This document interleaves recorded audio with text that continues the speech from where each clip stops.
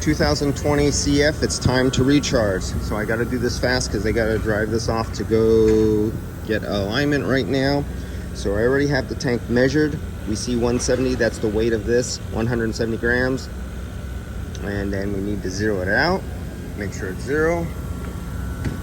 Our YF refrigerant recovered is 465 grams.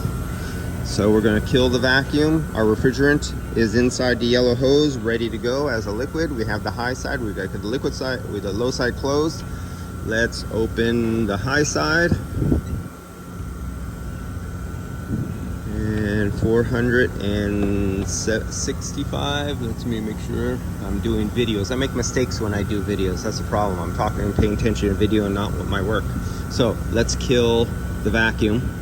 And we need 445 grams of YF refrigerant into the system. We're gonna open up right now.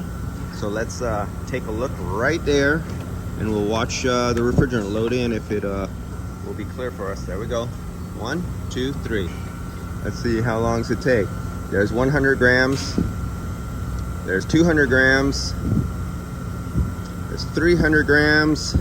And we need, I'm shutting it down right now. Let's meter it in a little closer. 460, 460, we'll stop right there. All right, we're done.